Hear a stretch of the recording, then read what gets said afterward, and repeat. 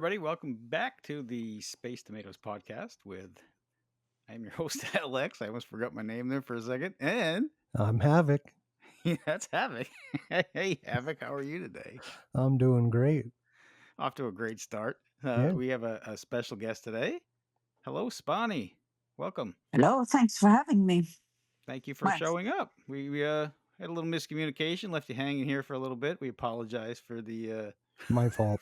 for the error that we made. Time zones and such, I completely messed up. So I'm an hour late. I should have been, but on time from when I thought I should have been, which wasn't when I should have been. So I should myself. We'll just blame you constantly. Everyone else does, so it's all right. But glad you're here. Happy to have you here. What part of the world do you hail from, if you don't mind sharing? I live in Norway. Norway. I think that's a Mhm. first for us. I don't think we've ever had anybody from Norway on the show. No. True and true Viking. Awesome. Part of my my heritage or lineage or whatever you want to call it is Norwegian.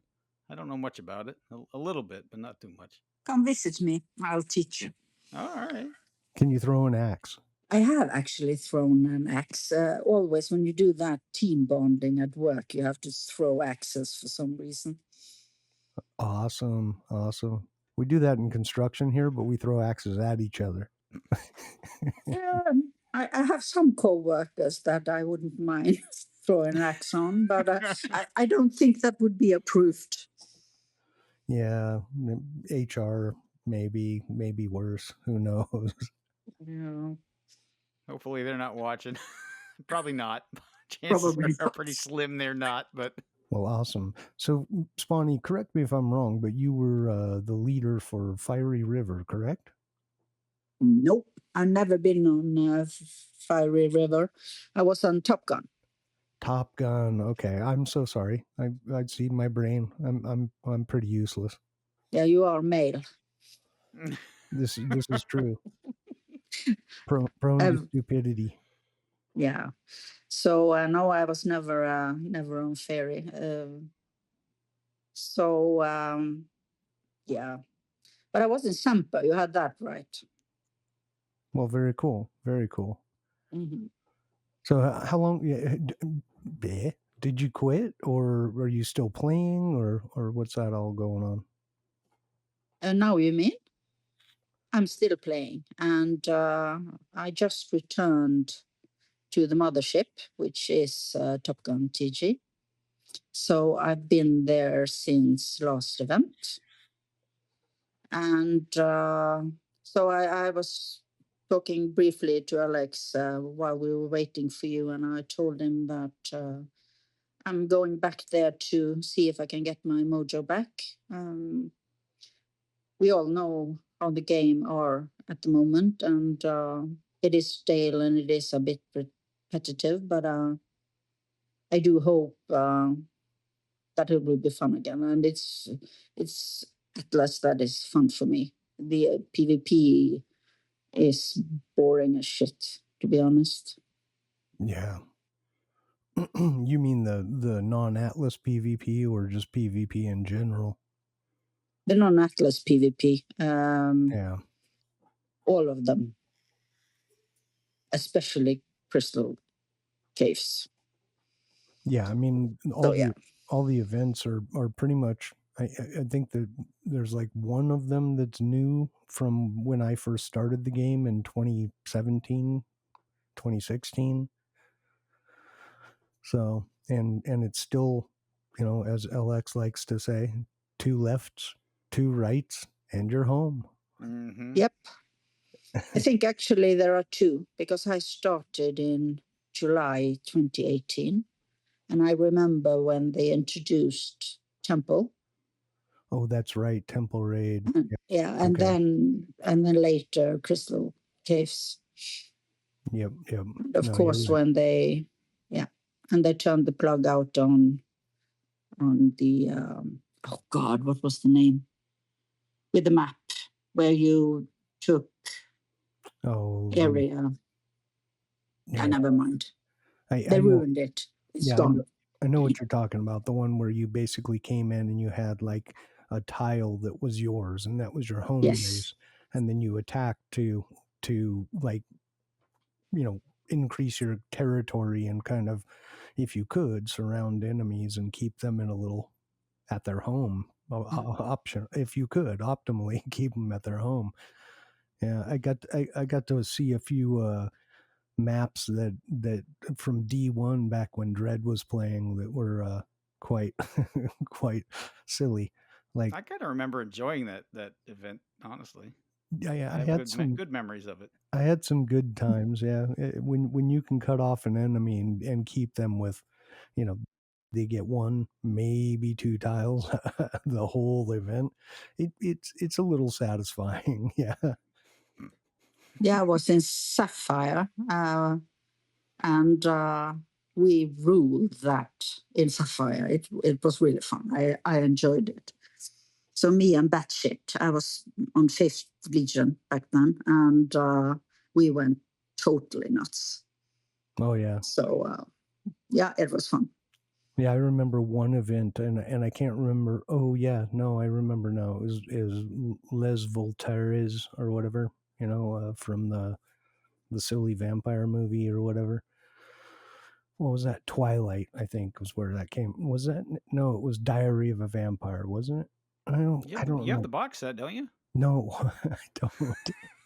Anyway, there was a guy, Kosa popped that or something like that, and he was, we were kind of, going at each other in Atlas and everything else, and he came into LC and just started trash talking me.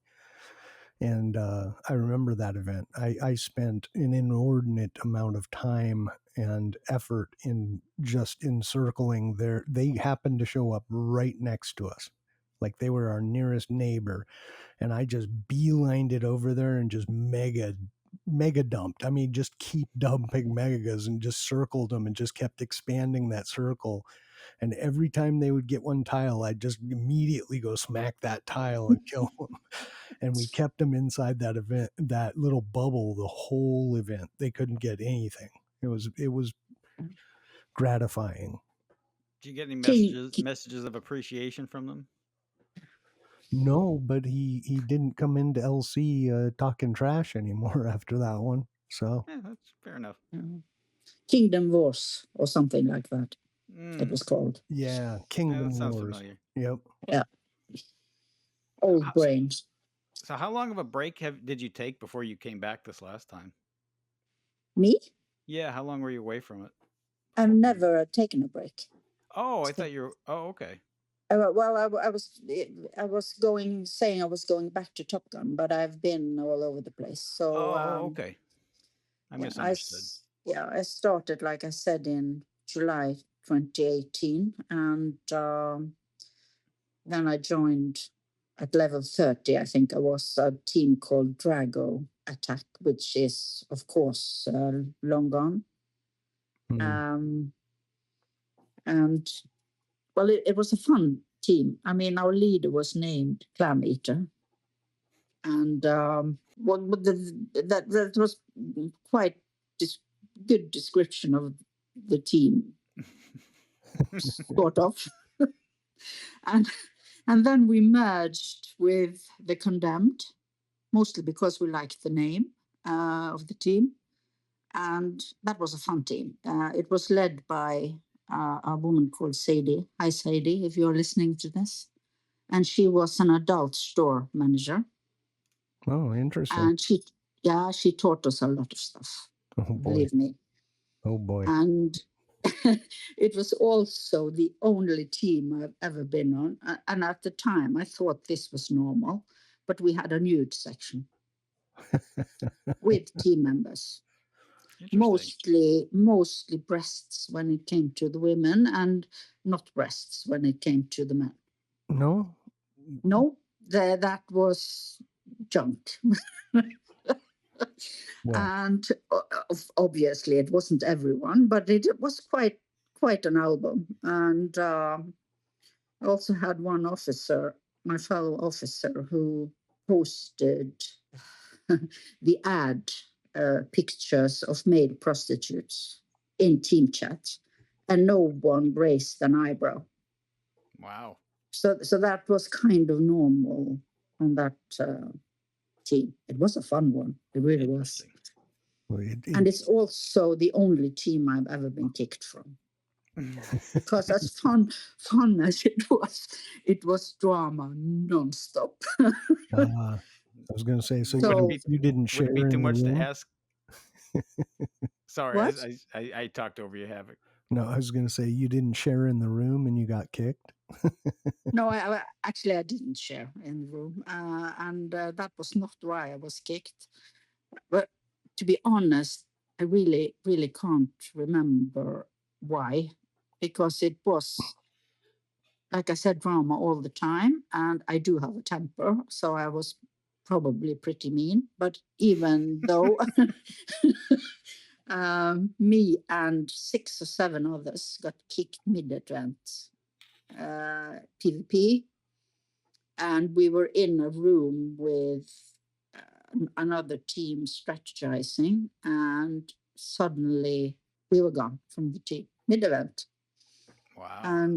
And then I think it was a week after, about half the team members had left, so they wanted me back, but I didn't. So and that's was when I joined my first Atlas team, which was Paddy Dragon.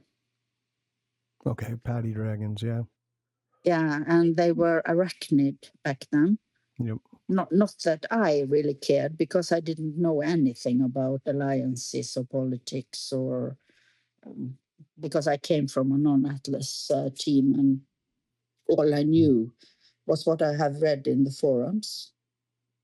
So Dread and NMO and all those were kind of something far, far away, like a fairy tale almost. And so yeah, Paddy Dragon. And I was there about a year, but I wasn't allowed to do anything in Atlas really, except hitting guards every PvP. And maybe that was a smart thing, because I would have done a lot of stupid stuff. But anyway. And then back then it was enough that he was semi-active in LC and probably funny a little bit. So do you guys remember Paper? Oh yeah. Yeah. He recruited me to 5th Legion.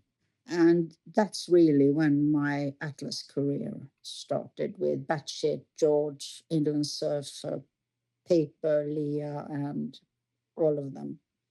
And they kind of took me under the wings, especially Paper when it comes to Atlas. He taught me a lot of stuff, and the other taught me a lot of stuff being an officer, because I had obviously never been an officer in Atlas either. So I played for quite a long while in 5th, and then I went to Top Gun, TG, and had 6 months there, was really good. And then the Sampa War, heard of that? Mm-hmm. And I wasn't leadership in Top Gun when Sampa War started. So obviously everything that went on I didn't know about. But either way, war started. Sina promised to not take any sides, neither to Dominus or to Semper. And the first 2 months were pretty quiet. I mean, we couldn't take anything from Dom, and they couldn't take anything from us. The turning point was when First Reb traded them in, and we were suddenly open. I think Ferry was open 9 castles, and Top Gun 5, if I remember correctly. And then it just went downhill from there. So, but it was rough. I mean, we had thousands of attacks every Atlas day for months. Those silly Dread people out there doing character building all day, every day. You Well, left. this was after Dread had disbanded, but obviously a lot of Dread people went to Creed, Yeah. Empire, A&D, and so forth. So, I mean, am I fond of those teams? No. Did I cry when some of them went under? No. Do I see when I look behind that something needed to happen? I mean, both Dom and Semper, Dread gone, that was not balance in the game at all. Yeah. So something had to happen, but the way it went down was, I mean, the toxic shit, the intrigues, the drama, that wasn't necessary. Yeah. No, it definitely shook things up. For all the, all the dissatisfaction with the big alliances and everything, they're for what it's worth, for the most part, there was a lot more balance, I think, in Atlas at that time. Right now, it wouldn't be so if you were directly, in Dread's crosshairs or their 5TA's crosshairs, right? Obviously, but in general, there was a lot more balance. And I think once they left, that void opened up, and man, it got messy, real messy. Friendly teams that have been, with each other for a long time were suddenly fighting, and yeah, it got weird. Yeah, it did. And of course, up to then, I had mostly seen the Dread side. I mean, when I was on fifth, we had the great honor of being trappers. We weren't allowed to hit, but we went in with 20, 30 trappers and trapped and Dread and company 8. I don't know, Alex, if you remember that. No, not very well. I've kind of blocked everything out. Yeah. I've tried to. So, so I only saw the Dread side, and I don't know really how the other side felt about it, or if they felt very dominated by Dread and Semper and back then. I'm not sure really, but I think the only big fight that I was involved with um, was with Royal World. Mhm. And I was on fifth then, and of course, fifth being a Sapphire team in Semper, we got beaten pretty bad by Royal Road, but of course they lost because the rest of Semper and Dom was too much for them. But yeah, but it was fun back then. It was really fun.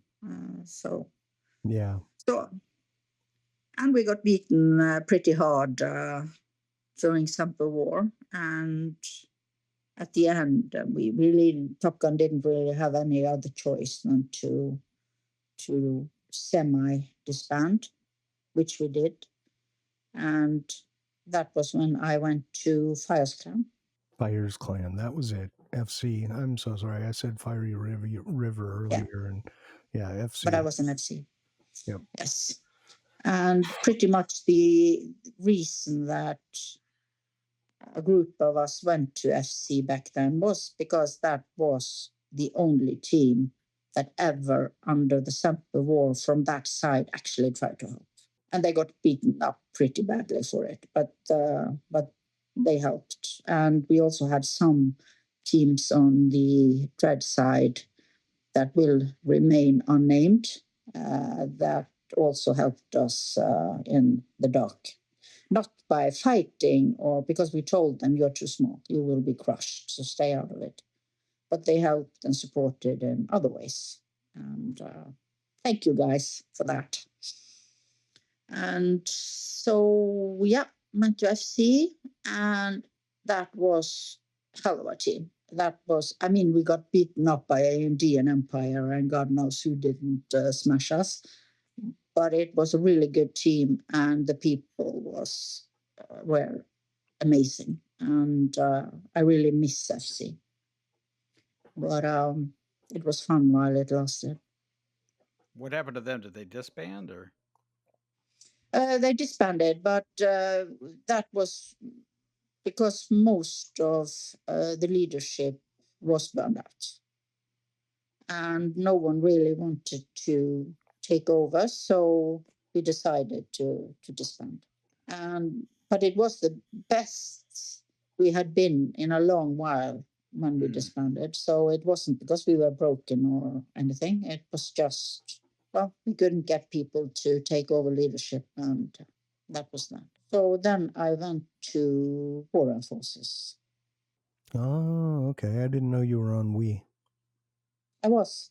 I came in, as Casey said, that she lost quite a lot of members when Odin quit. Yeah. One of the times Odin quit. Right. And most of the AD people like Hakai and they left.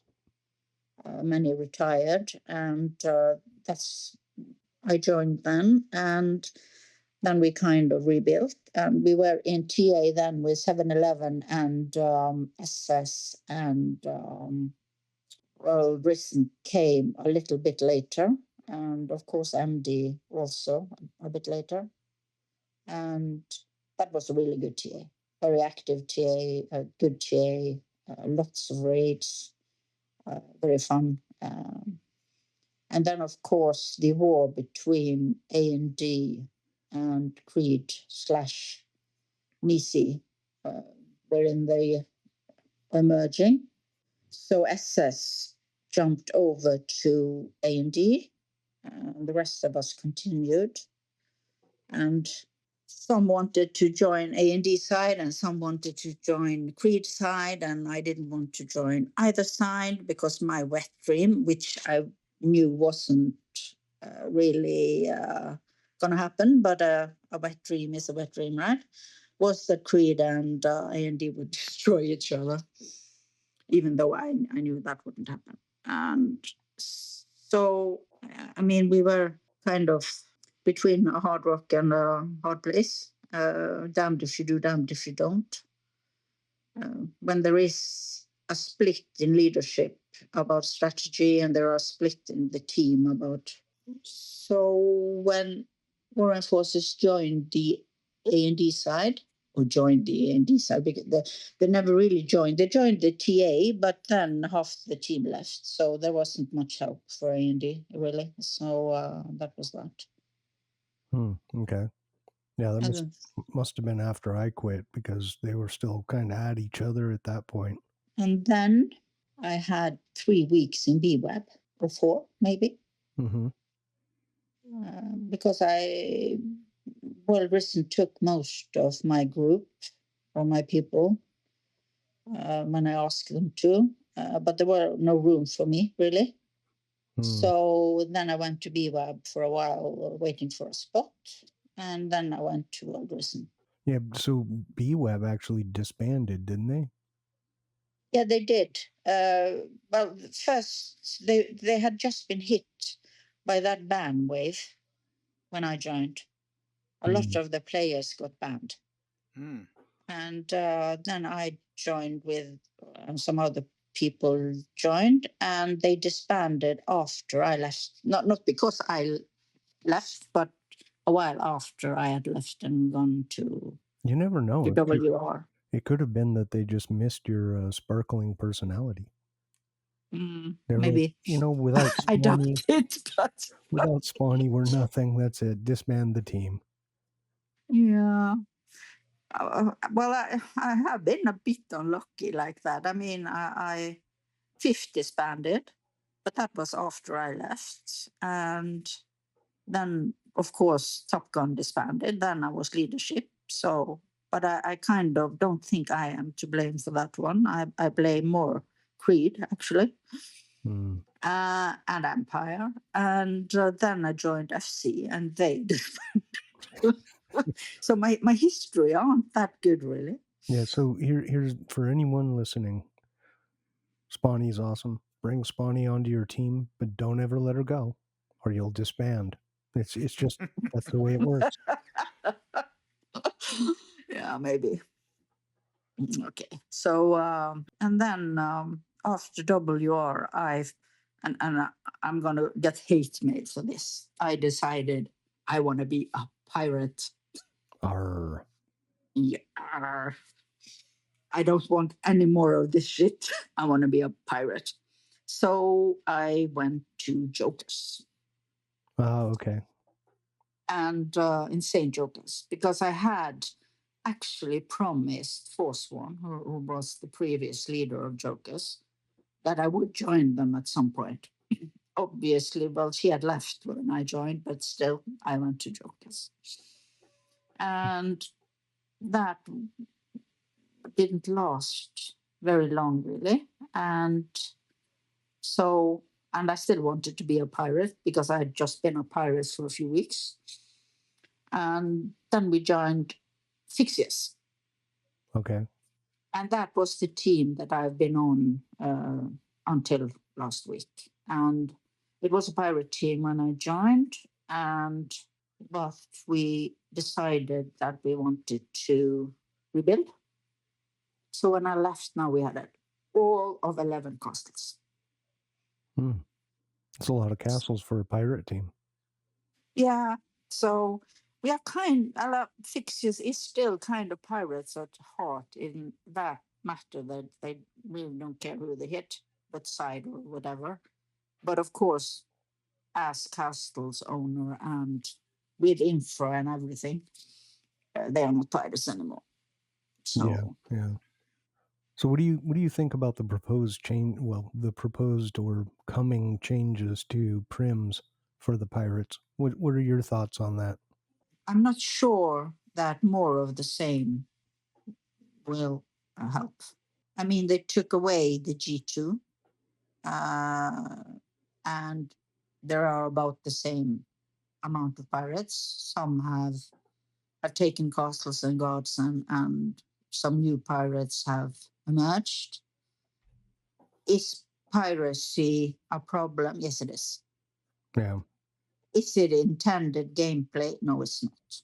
But like I said, I don't know if the prim thing, because the picture, what's wrong with Atlas is more complex than that. I mean, you have the decline of the player base. You have way too many castles for the teams and player base that are now. Oh yeah.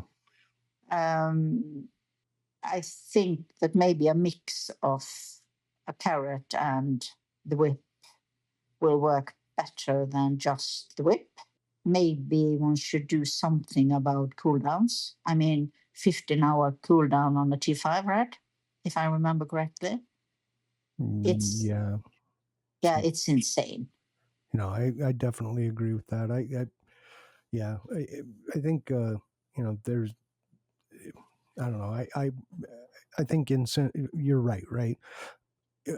Throwing out just punishment for not playing a certain way is not really going to get you there, especially if the punishment really isn't that big of a deal. I mean, and it kind of is, right? I mean, if you're going in there with silver prims against G2s, your glory's going to suffer. That being said, there should be more incentive to actually hold castles as opposed to disincentivizing not holding them.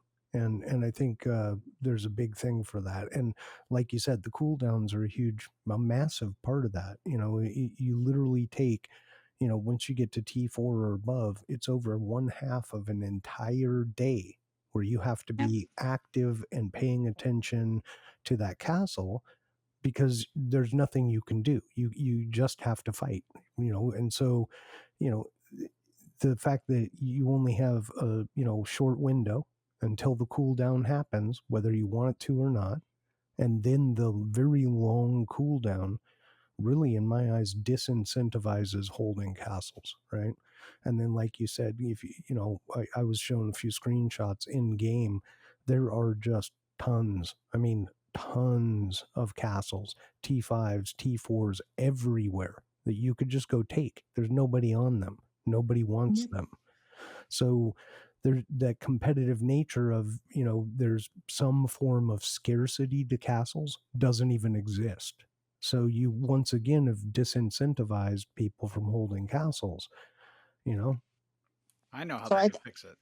what did you say? I know how they could fix it. If PJ's listening, they just need to add a new currency, maybe 2.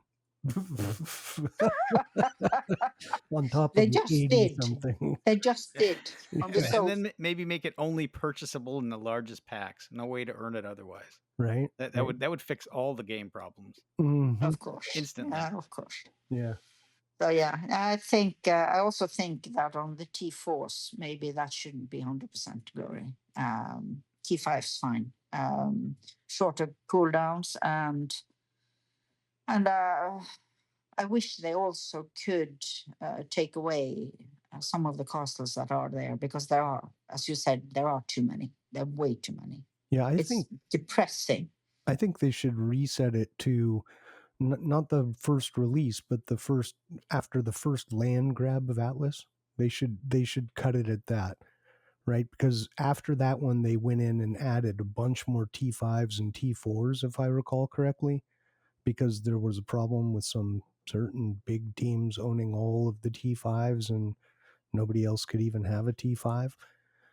And so I think yeah, agreed. Drop the castles right now. A player on my old team did some work with the API. There's only 38,000 players in the game, right? So if you were to look at the number of teams that have, even if you just went to low activity teams, right, and just take low activity and up and count those teams, you could come up with a pretty reasonable number for the amount of castles that should be in the map, and there's probably double or triple the needed amount. I also think they did a mistake opening up Atlas for everyone. Yeah, I do and I don't. I think personally, I think the way they should have is they should have made Atlas a little more league specific, right? So maybe pair up gold and platinum and sapphire and diamond. You know what I mean? So you're trimming it down so that platinum teams aren't out there with diamond teams running around, and things of that nature. Uh, some kind of segmentation like that, I think, would have been good, because it would have opened up more dynamic combat. Because right now you've got, if you were to take alliances completely out of the equation, you've got a situation where you got to kind of hunt and peck if you're, say, in Sapphire 3, right? Is there a Sapphire 3? No, Platinum 1. There's only 2 Sapphires, right? Or is there a 3? I can't remember. Anyway, you've got a situation where if you're going to look around the map and you're going to find teams that are too small and just too easy to beat on, and then teams that are too big. But the teams that fit in your range, they're hard to find, and most of the time you're going to have to go through teams that are probably less desirable for you, either really bad glory, or for some reason they're friends with some big team and you've got to go hop over some really big team's castle and you just get beat up before you even get to your objective, right? And then another thing that I personally think should be rolled back is the 30 seconds to hop castles, right? I just think it should be rolled back. You cannot, on most phones, you cannot load the game and then enter Atlas and then go and select your prim and do your action inside of a 30-second window. It's not possible. I'm not sure I follow you on the leagues thing, because then when you go up and down in leagues and you lose your property or whatever, and besides, you do have the APR thing that also should be fixed, by the way. Oh yeah, the APR is terminally broken. Yeah. So, and I think, unfortunately, and this doesn't go for every pirate team, obviously, but I think they will also be hitting down with just silver prims, because, like you said, the glory for them otherwise will be will be shit. So I hope it works, but I'm not sure I believe it will. Yeah, I mean, well, to be honest with you, almost everyone hits down, right? I mean, at the end of the day, if you go looking for a fight, are you looking for one you can win and you know you can win? Or, hey, I'm not sure, we might lose this and it might be really bad for us if we do. You know, that's the choice that's made. And so, you know, like, you know, my old team, Sapphire 2, right? We would get attacked by the likes of War Enforcers and BTK and Sandslingers and, you know, things of this. We were never matched with those people. Not in any way, shape, or form. But we still got pummeled by them. So, and there's a reason for that. You know, of course, oh, we wanted to get into this area. Well, sure, but you know, you've got, you know, 7 teams back there that just can't match you. Yeah, well, we just want the area. It's one of those things. You're always going to find that in a game, so it's tough, you know. But there's no incentive to go after teams that are matched closer to you. In fact, you're disincentivized from doing so. And there's no incentive to be a smaller team getting pummeled by a bigger team. You know what I mean? In fact, it's all punishment. Yeah, I do know what you mean. I've been on both sides. Yeah. Being punished and punished. Same. I mean, I have, you know, and I will admit, you know, given the choice between a completely fair match or beating on someone that we know has some weaknesses, yeah, we're going to take the weaknesses. Why? Because we want to win. You know what I mean? That's the name of the game is to win. It's conquest. It's conquer. It's not, you know, 5 rounds the bell dings and then it goes to, you know, some determination. That's not the desired outcome. It's conquer. Yeah, it is often how it plays out, but on the other hand, I do remember fights with equal teams Oh yeah. where it went back and forth, and it was fun. Yes, and It was really fun. those were the days of the big alliances, really. And I think the alliances really helped, like I said, bring balance. People, you know, see them as an obstacle, and yes, they were for a portion of the game, right? For a portion of the players, but for a very large amount of the players, they brought some kind of balance. You know, you had, you know, Dom fighting, you know, you know, they were pretty equally matched. You know, Royal Road and Dread going at it, you know, fairly evenly matched. And then you know you get down and you looked at the rankings of the teams, and it was like the rankings of the teams in Dom were one thing, and then in Semper would be another thing, and then, you know, as you go down that list of, you know, the smaller player, you know, smaller teams, you know, you have the different alliances, and they were fairly evenly matched, and they fought amongst each other, those same tier of alliances. And when that alliance structure broke down, the next thing you know, you've got, you know, these top tier alliances, you know, hitting teams that they would have, you know, that would have been 2 alliances lower that would have been fighting each other. Now it's the top tier fighting these lower, you know, folks, and it broke down pretty quickly. Mhm. It isn't easy finding targets now, and and obviously, if you are the top dog, you always have to hit down. It's just how far down you hit, really. Oh yeah. Yeah, but you know, hey, the game's still around, which is somewhat surprising to me and somewhat not. I mean, the community around it, the game itself that's the surprising part. The thing that you know, War Dragons still has in my eyes is that camaraderie, that community. It's more than just a game. These are people that have become friends, and that they did really well. Whether they meant to or not, that occurred in this particular game and has not in a lot of games.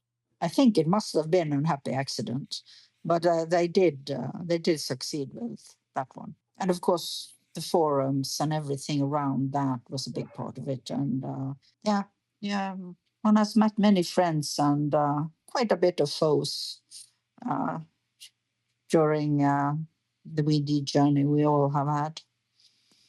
Oh yeah, for sure. I think the smartest thing they ever did was putting the biggest jerk they could find in charge of the player satisfaction aspect of the game. Oh gee. It's bag on Jarrett day. Here we are at Space Tomatoes. Bring out your dead. Oh my goodness. Yeah, that guy sure did come across like I at one point on a forum I remember I was thanking someone and for some reason I thought he had said it. And I was like, hey, thanks for that. That information is really helpful and blah, blah, blah. And, he just went on tirade about how he didn't do it. And it wasn't him that wrote that. And you should be thanking the, I was like, dude, you don't have to be like that. You really don't. And I imagine you have to try hard to be like that. It definitely gave a different aspect to the forums there for a while. I enjoyed them though. I mean, despite all that fact, I still enjoyed my time there until they I guess they kind of got rid of them.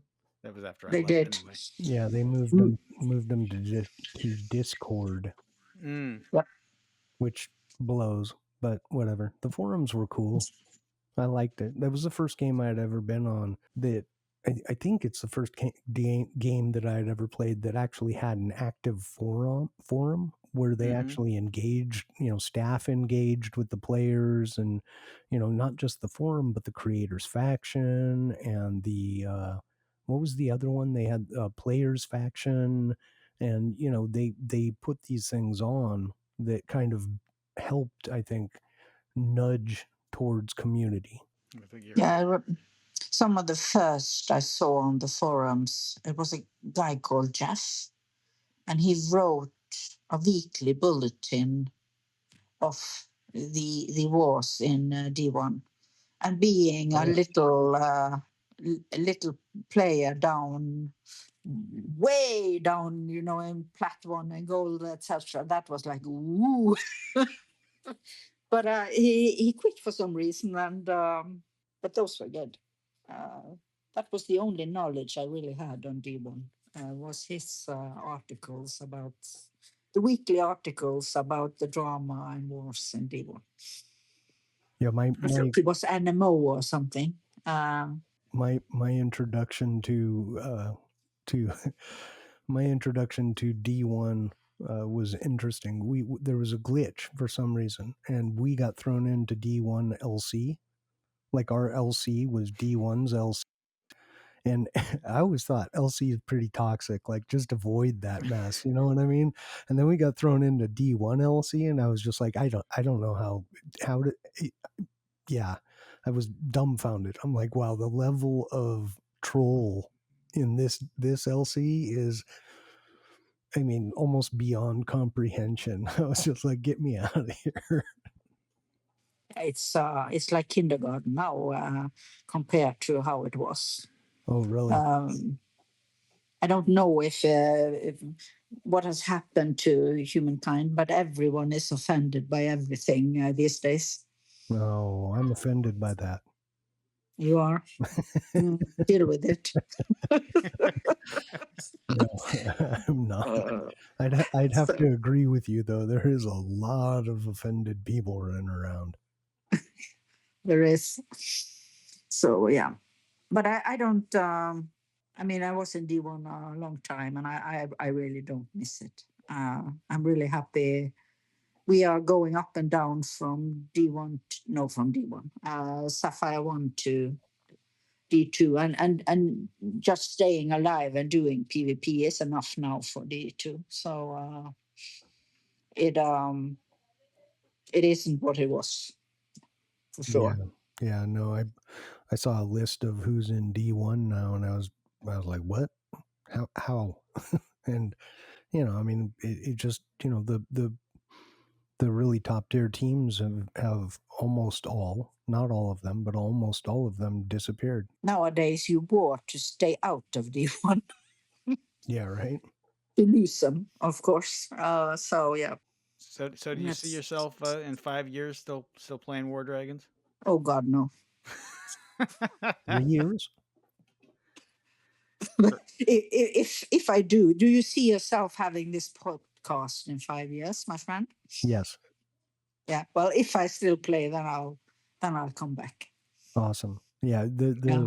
So the podcast has been, not exclusively, but the podcast has been quite focused on war dragons, but that's not the intent. The intent is war dragons are where, we kind of came from, where the idea from this kind of sprouted with LX and Croth at the time. And, the idea is that this will broaden, and we've got some people hopefully lined up. I don't want to say we have them lined up, because that seems to be challenging. But we've got people lined up there that we want to talk with, that are doing things like agronomy or AI, or other technology, etc. So we'll be bringing on other subject matter experts in areas that we're interested in learning about, and as well as, maintaining contact with the War Dragons community for as long as that happens to continue to exist. And if War Dragons, I'm sorry. Sorry. No, you go ahead. I was gonna. If War Dragons 2 ever comes out, we're gonna be the first ones to have a podcast all about it and telling them how terrible Pocket Gems is.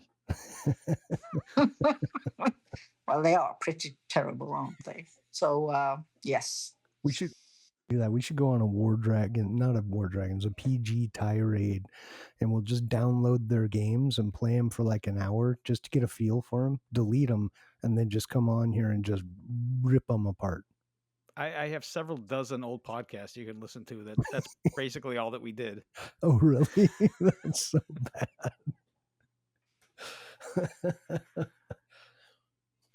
That was my vent to get it all out. There you go. So, Spawnie, what do you do for fun besides War Dragons and stuff? Norway, there's, at least I've seen pictures and stuff. It seems like there's just a ton to do outdoors and other stuff. What do you do for fun?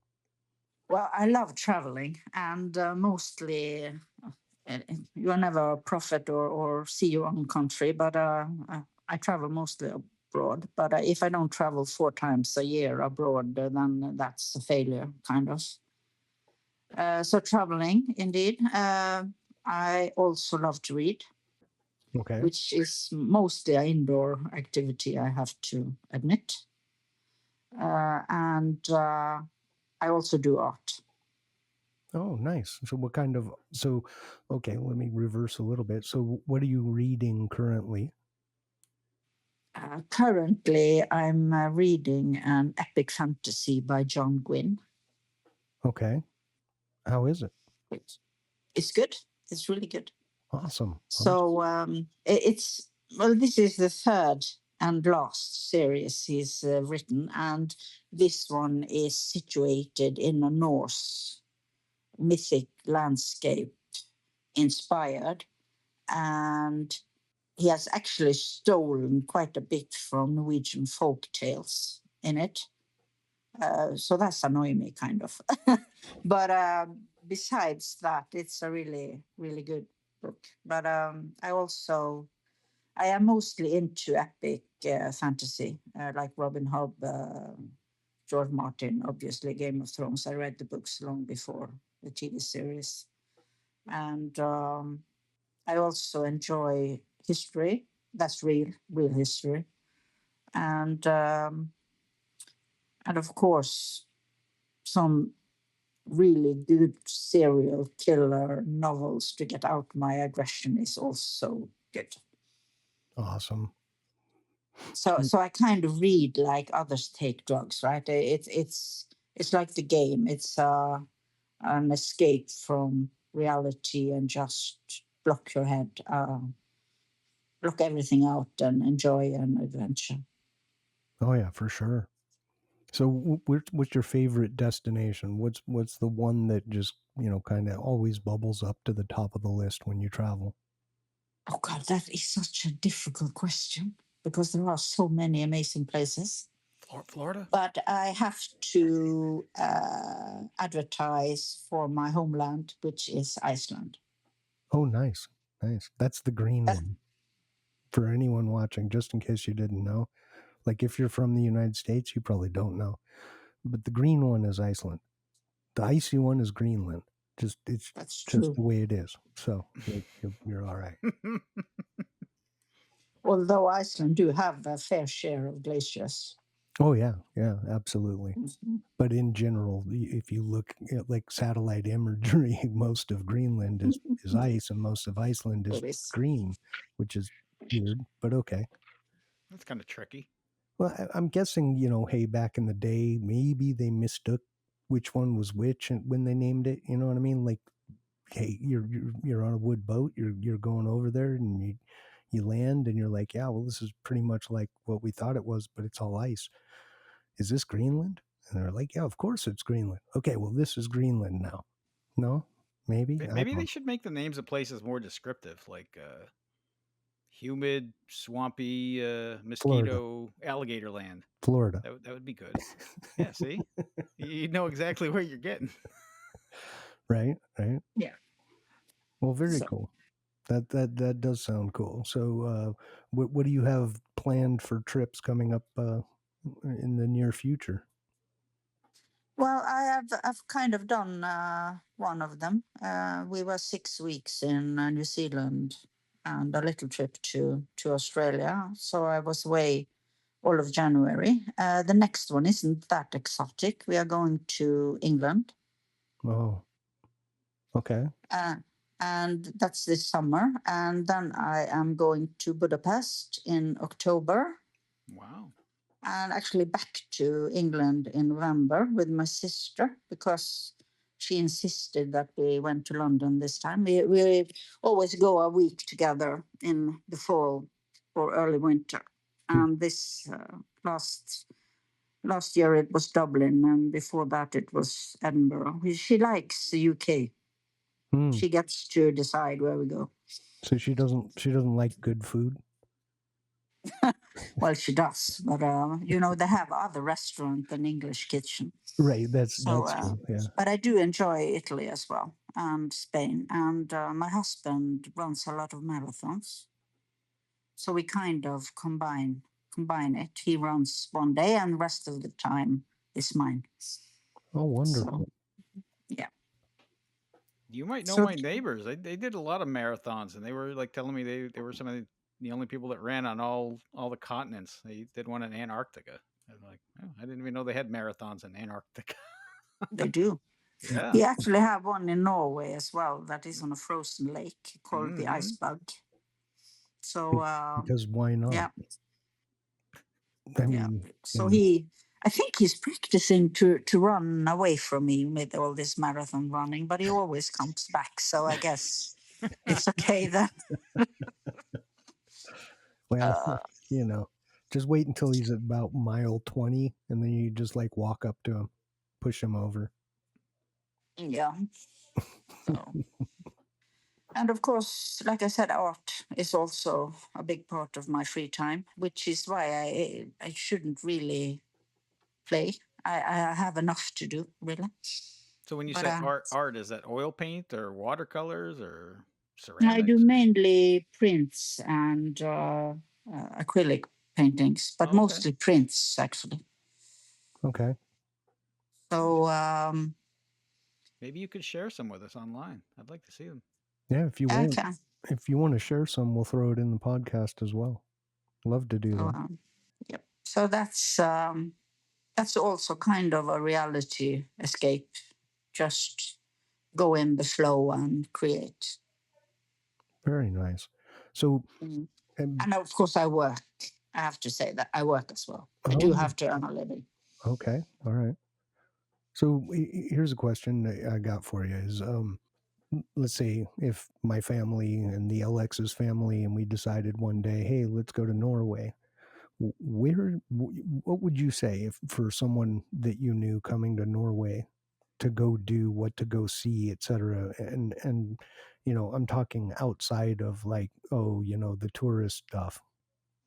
I would definitely go to the western part. And of course, I am biased because I grew up in a fjord.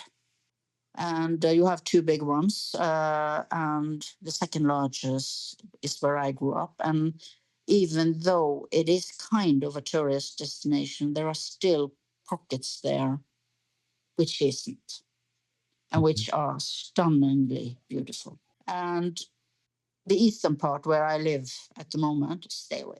Boring, hilly, flat, boring. But northern northern Norway is also really beautiful. And if you come, not maybe July, but if you come in June or August, they aren't that touristy either. So isn't the eastern part of Norway a lot of farmland? Yeah, it is. I live in the capital, though, so I live in a city, and I'll take the eastern part myself. well, you are welcome to visit. You wouldn't be the first War Dragon person to visit me, so I'll take good care of you. Oh, awesome. And but it has its charm, the eastern part as well. But for a first time visit to Norway, definitely the western parts, and definitely up north. Okay. It sounds like something I need to plan. I've always wanted to go. It depends what you like, really, because the western part are more wild, more mountains and fjords and a lot of trees. The northern part are more, well, the landscape is dramatic but quite different. But I should turn it around. If I was going to the US, where would you say that I should go? What do you as a first-time traveler? Because there is so much to choose from. There is, and the first question I would ask you is, what do you enjoy? Because it's big. It's really, really big, right? So if you like desert, okay, I've got areas to tell you to go. If you like, mountains, I've got areas to tell you to go. If you like water, areas. You see forests, okay, what kind of forest? Do you want oak trees? Do you want gigantic, redwoods and sequoias? Do you want pine forest, fir? So it's kind of hard to say what's a must see. But if you tell me what do you like to go do or see on vacation, that helps narrow it down. Yeah, I know. And it's same with Norway, really. And it depends what you want to do and what you want to see, and be prepared for shitty weather. Yeah. If you want to see some beautiful landscape, I mean, you can't go wrong with kind of the very well-known ones, right? Yosemite is gorgeous. Yellowstone, that's an amazing site. Been to both of them. Okay. The Grand Canyon is also pretty cool. I know. You been? Yeah. I was telling Alex before we started, the only places I haven't been, only states, are the Midwestern one, like Kansas and those. Okay. And unfortunately, I haven't been to Alaska. I would really love to see Alaska. Alaska's gorgeous. From what I've heard, I haven't been either. From the Midwest, I mean, yeah, I don't, I don't know. There's not a whole lot that I would, unless you like a lot of farmland, which is what a lot of the Midwest is.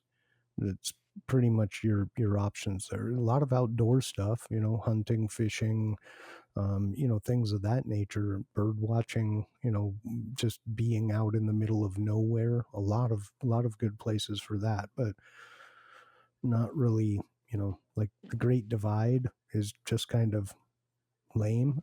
I mean, it's the Continental Divide. It just kind of looks like an old riverbed almost, kind of a deep riverbed, but an old riverbed. So it's part of the reason we never went there, I think. It's pretty terrible. I would never suggest, yeah, you got to go see this. If you're a geologist, maybe, but other than that, I don't think so. But there's just plenty to do. I mean, Nashville. Have you ever been to Nashville, Tennessee?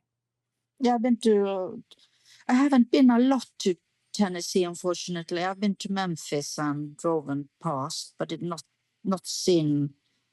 I've been to that. I don't recall the name, but the kind of the plateau that's a big higher up. And of course, I've never been to that Dolly thing, but I've been in that area. The Dolly Parton thing, yeah. Yeah. Yeah, that's a cool place to be. I mean, you've got a lot of history here for us, right? It's very brief history comparatively, but if you want, there's a lot of Civil War stuff around the area on the East Coast, not in Midwest so much. You've got forts, and old plantations as well, which is kind of a sobering experience. So yeah, I don't know. Florida in July and August is pretty nice, I hear. Stay away from Florida. just don't. There's crazy people down there, and alligators and mosquitoes, and it's really, really, really hot. And the drivers aren't that good either. Yeah, and the drivers are horrible. Yeah, I've been to Florida as well. It's okay by the coast. I mean, like Key West and but I was stupid enough to park in Everglades, open the car doors, and that was a big mistake. Very big mistake. But I don't. I'm sorry, Alex, but I don't think I would survive living there with those temperatures and that humidity. It takes a little bit of getting used to. No, it doesn't. There's no getting used to it. Mm-hmm. You're not even used to it. You just hide inside. That's right. It's not getting used to it. That's hiding from it. Maybe that's I don't know, because like when I like to travel personally, I like to thoroughly examine the inside of my accommodations thoroughly while I battle my crippling travel anxiety. so I'm used to it. I'm not a good traveler by any means. Well, you should come visit me. I'll feed you. All right, as long as it's not that stinky fish stuff that I've seen on the internet that. Lutefisk? Yeah, that's it. No, thank you. Well, you are of Norwegian descent, you said. Of course, you have to have. That's what I've told.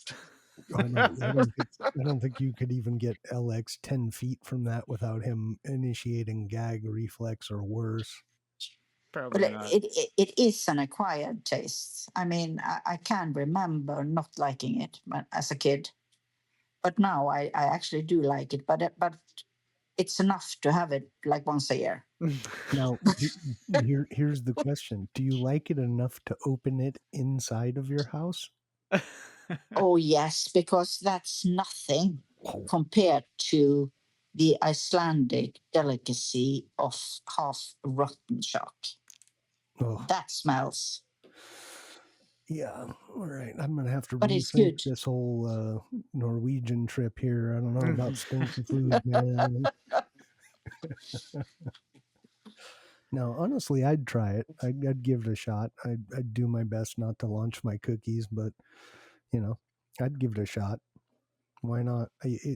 I've had, I've eaten durian fruit, which kind of a similar. Well, not similar because it's sweet and pretty tasty as long as you plug your nose. But the smell is awful. Yes, the smell is very much like raw sewage. It's terrible, terrible, but it's really good when you eat it. So I'd try lutefisk. I don't know about rotten shark, but why not? If other people are eating it, sure, I'll give it a shot. I'd try it. It's more fermented than it is. They say in the old days they kind of buried it in sand and then peed on it. Okay. But nowadays they hopefully just use ammoniac. Is that a word in English? Mm-hmm. Yes. Yeah. So it is kind of matured and fermented, and also an acquired taste. But I do like it. But when I bought it in Iceland and brought it home, I am actually told to go out on the porch and eat it.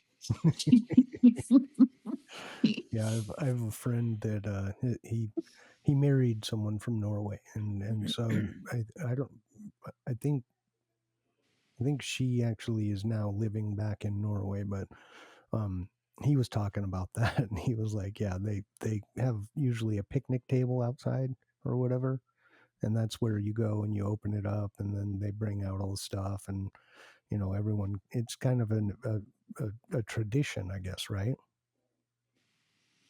Yeah, I've never heard anyone eat lutefisk on a picnic, but maybe. Yeah, I don't know. I think it's more just being outside of the house and not opening it inside of the house. I see. Yeah. So, but it doesn't. I mean, lutefisk is made of dry fish like cod, and then you lay it in lye, and that's why it gets that kind of jelly consistency. So it smells lye, but nothing else really. Oh, okay. So I don't think that smell is that terrible, to be honest. But we are all different, right? Yeah, for sure. Maybe it was the shark one that I was thinking of. What's that called? That's Iceland. They don't have it here Oh, in Norway. They are not civilized enough in Norway to have that kind of food. Not civilized. I love it. You've reached peak civilization when you bury your when you what do you do with the shark? You don't bury it and pee on it. In the old days, bury it in sand and pee on it. Oh, okay. So yeah, you've reached peak civilization when you bury your food and pee on it. Yeah, that's how it is. I usually kind of joke because it was Norwegians that discovered Iceland, and they were Vikings that was thrown out because they had murdered and pillaged and raped and God knows what. So I usually say that the fun people left for Iceland and the boring ones stayed in Norway. Ah, I see. Yeah. Well, that does kind of make sense because the adventuring types did kind of take off, right? Yep, it did. Or got thrown out. Well, it's kind of a theme when you're constantly battling and trying to take over, right? I guess. Yeah, something like that. So been a been a long while. So but they have actually taken quite a lot of research on the genealogy of Icelandic people, and it's a lot of Celtic genes there, obviously from the slaves they took from Ireland. Yeah. So it's pretty mixed, really. Yeah, I mean, honestly, there's probably a ton of Norwegian blood all throughout, Europe and other places. I think they did a study that I saw too long ago where they found that the native tribes here in America actually had Norwegian, blood DNA or whatever. Yeah. Scandinavian, even. I mean, there were Danish and Swedish Viking as well, and the Danish was pretty much also very adventurous. But when it comes to North America, that's Leif Erikson, and he was Icelandic. Yeah. The Norwegians say he was Norwegian, but it wasn't. He was Icelandic. So that's how it is. Spawnie says it, and it is like that. We like it. We like it. Yeah. All right. Okay. Well, I think we're getting close to wrapping up our time here, but there's one question that we always ask everyone from the War Dragons community. If you had to give a shout out to one player, only one player, who would it be? Well, I knew that question would come, so I have thought about it, and it is really, really difficult because one has met so many people and become friends with so many. But if I have to choose, I would choose and I've known him for a long time. He kind of took me under his wings when I joined Top Gun, and we have become close friends even outside the game. But yeah, it would be behind my Swedish friend. Nice. Awesome. All right. Well, I think that's about all we had for today. Thank you, everyone, for giving us your time. Thank you for having me. My moment of fame or infame. I'm not sure which, but we'll see. Little of both. Appreciate you coming by. No, it was great. Great talking to you. Yeah, it was great having you on. Well, thank you, people, for joining us for another episode of the Space Tomatoes podcast. Give us a like, thumbs up if you liked us, thumbs down if you didn't. Leave a comment. If you have ideas for a show, suggestions for a guest, leave that in the comments. We'll open up a chat line with you and talk to you and see, what works. Don't forget, you can also find us not just on YouTube, but also on Spotify, Apple Podcast, iHeartRadio, and now on X, social media app formerly known as Twitter, right? So, and most importantly, wherever you are, whenever you are listening to this, have an amazing day. Thanks for coming, everybody. Appreciate you. Thank you. Bye-bye.